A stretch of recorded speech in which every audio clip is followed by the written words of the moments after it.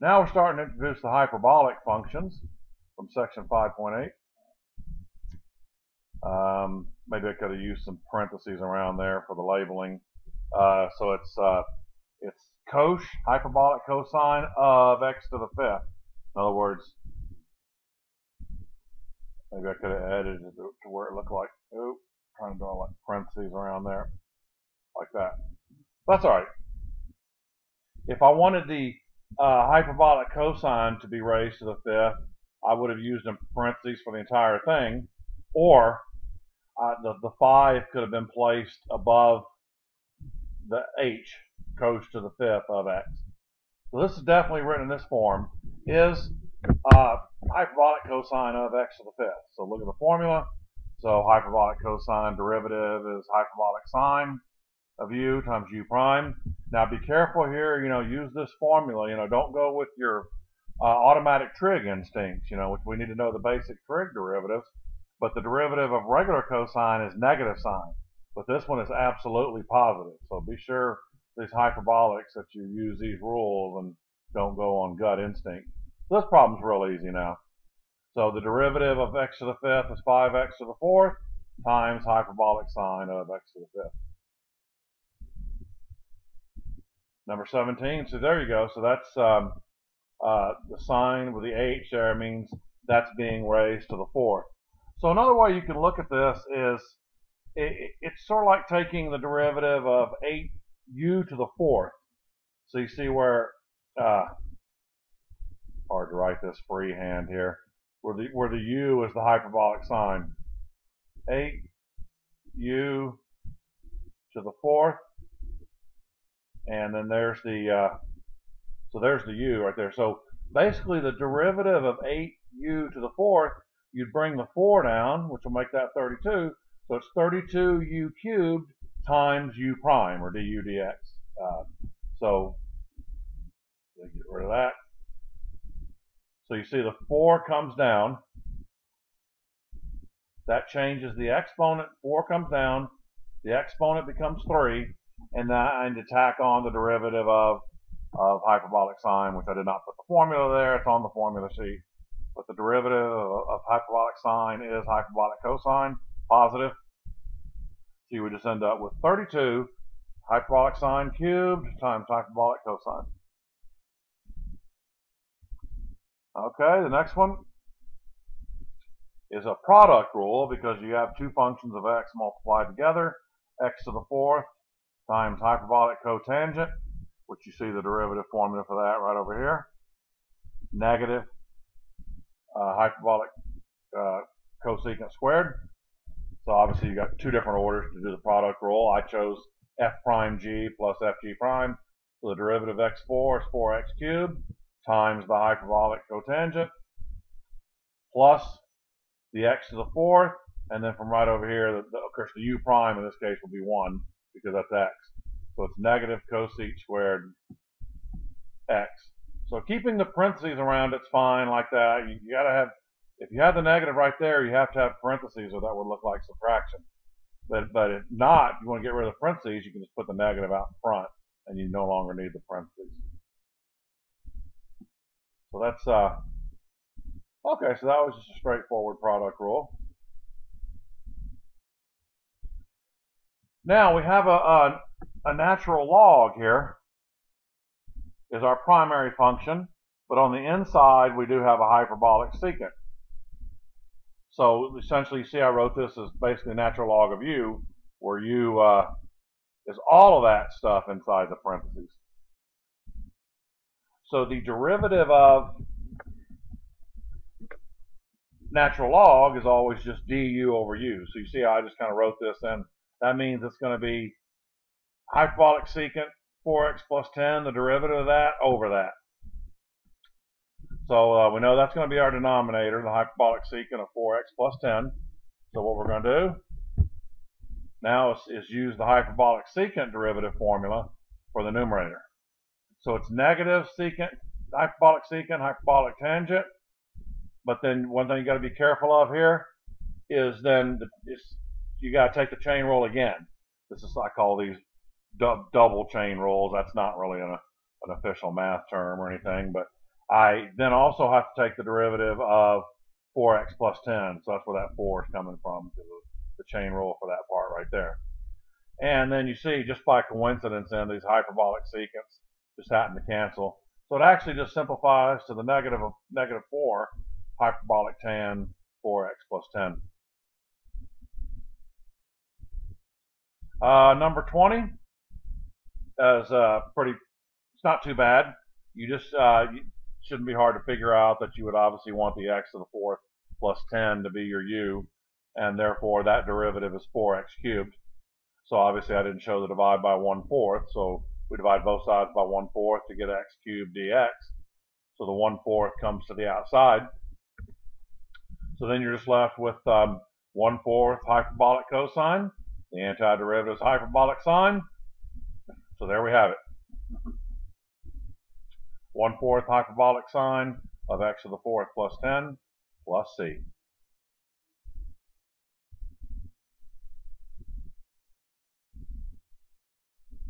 Now this one's interesting. You have to let u be the square root of x, or x to the 1/2. Essentially, I'm using the u, it's the square root of x is in the numerator. Because actually, you see, if you look at that, it looks kind of weird, but if you just take the derivative and see what happens, then you'll notice.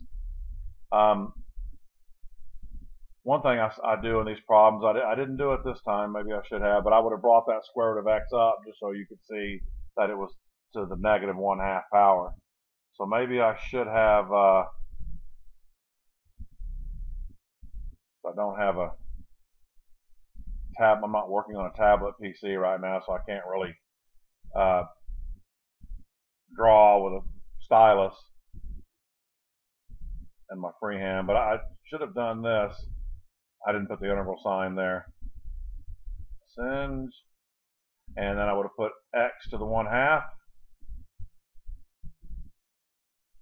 Wow, this is pretty rough looking. And then I would have brought the bottom one up like so, and made it x to negative 1/2.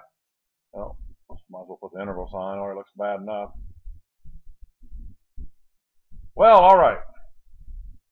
So what I'm saying, what I would have done is, so if you let u be x to the 1/2, you see the derivative is 1/2 x to the negative 1/2. So it does give us that radical on the bottom right here. Now it's just off by 1/2, so you have to multiply both sides by 2 to get rid of the 1/2. So actually it's 2 du, which is where the 2 is coming from, the next step. And so 2 comes out, so then it's easy. Get rid of this. I can't look at that anymore. And so then you just end up with the integral of 2 hyperbolic sine u, and that just ends up being 2 hyperbolic cosine of u, square root of x. And there we go.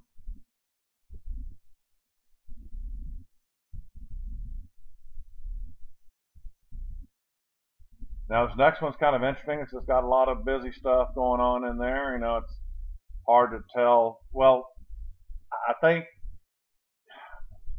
that that hyperbolic cotangent x on the outside of this natural log part means it's probably got to be the du. Now it's hard to tell with all this stuff, but this is, so it's almost like if if you did it wrong and then corrected it after you said nope, this isn't going to work. So I can see this one taking more than one attempt to get the u correct.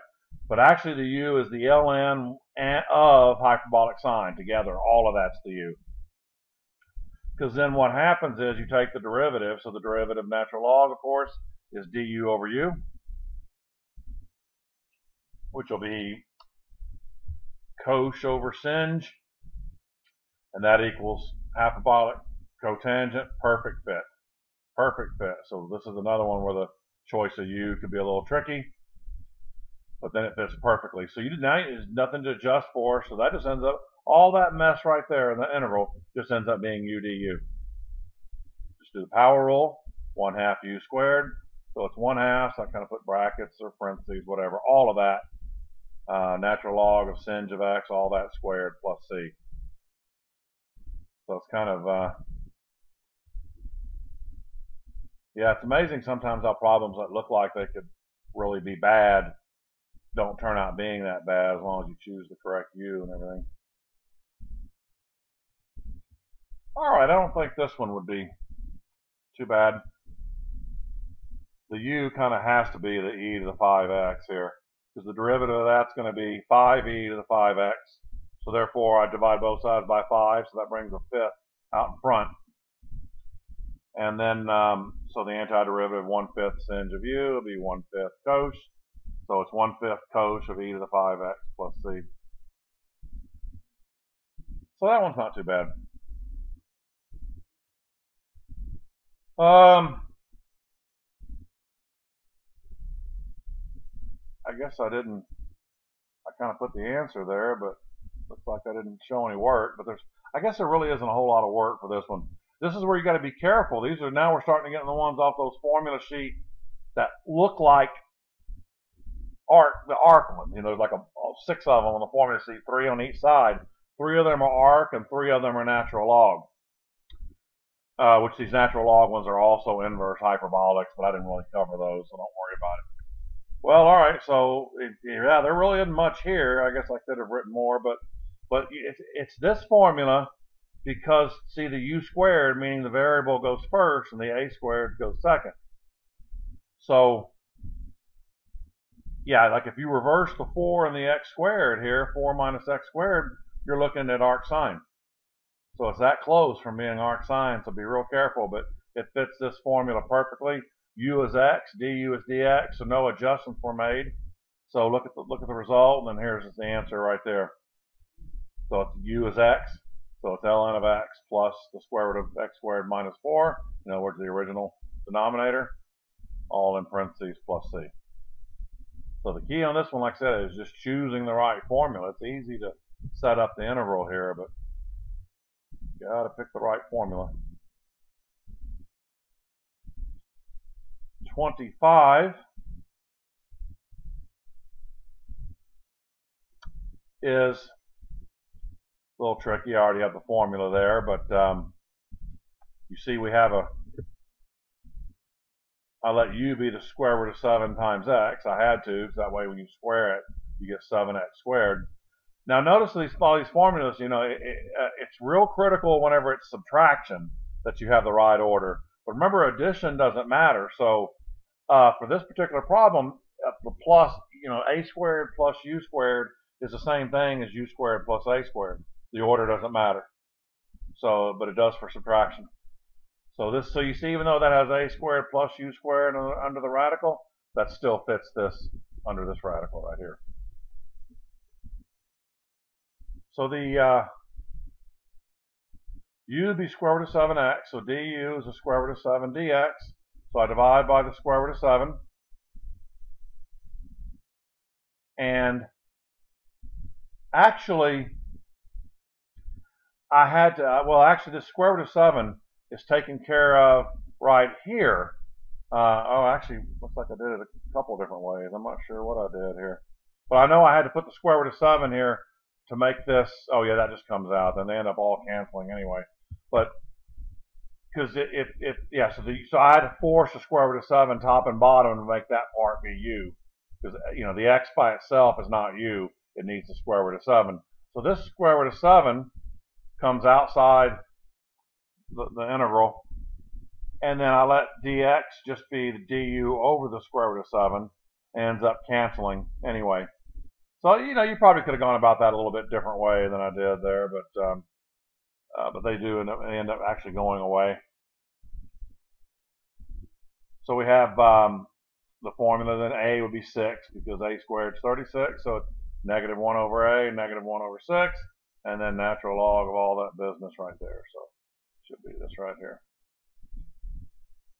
All right, how about this one? We got some e's in it. Trying to figure out what, we had a problem earlier with an e to the 2x on the denominator. Anyway, so you got to let u be e to the x, because that way the derivative of e to the x will give you the e to the x dx you have in the numerator. And then representing So that takes care of this. But so representing the e to the 2x is no problem because you can just write it as u squared. So then what we have here, and then of course a will be 4 if that's 16, it fits this formula perfectly. We already had that one before. And so like if the 16 would have been first, e to the 2x would have been second, it would have been arc sine. So it fits this formula now perfectly.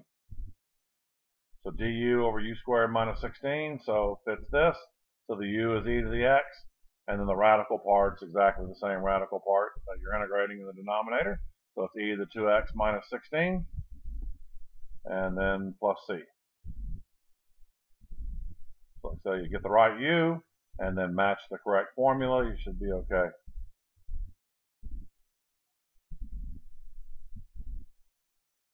How about this one? Kind of interesting, because usually when you think u squared, and I usually talk about this in class. This is in, I believe, my notes in 5.7. I believe I had one problem like this.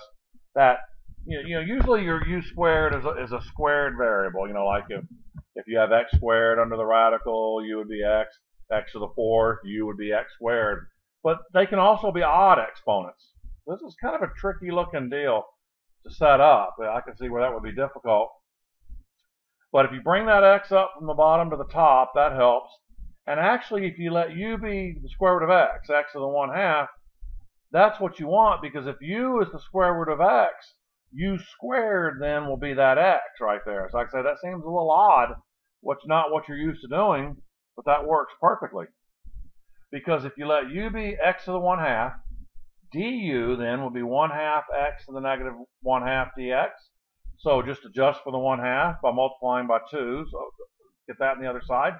So you have your numerator. In other words, that radical x on bottom can come up, and now that takes care of du, of course, with the 2 on the outside. The 3 is in the original problem, so I'll pull the 3 out. And then the u squared is actually x. So that's a little bit weird. But then as soon as you get this together now, okay, this goes back. This is just arc sine. This is not that other formula we're just using with u squared minus a squared. So this one's a little tricky. You got to get that u correct, and then you're in business. So now it just fits perfect arc sine. Square root of 121 is 11, so a would be 11. So it's just arc sine. 3 times 2 is 6. Arc sine of u over 11. U is the square root of x, so it's 6 arc sine square root of x over 11.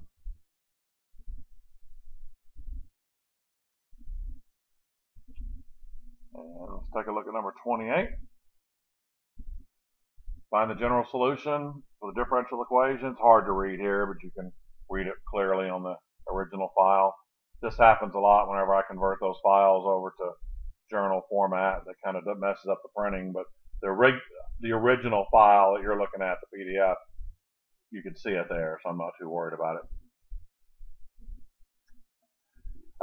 Dy dx equals 2x to 2xy, so we have to separate, bring the dx up. And I don't have it quite separated because I have that y term I have to divide on both sides. Now this is saying, I usually just say solve for y, but that's what explicit if possible means. Meaning if you can solve for y without too much grief or effort, then we'll do it. And this one won't be that bad. And so you have to bring the y over, it's dy over y, so that integral will be ln of y. And then the antiderivative of 2x dx, of course, is x squared. And then e both sides to get rid of the ln of y. So e to the ln of y will be y. Now e to the x squared plus c, if you go back and look at my notes on the 6.2, 6.3 differential equations, you'll see how I showed that always something, when you have e raised to something plus c, the c ends up being a multiple in front. So you can go back and look at that, but that's always is going to happen. So it's automatic, so you can just do that every time. So the c ends up, basically because e raised to the c is still technically a number, a c. So we have y equals ce to the x squared. So that ends part 2 of this review.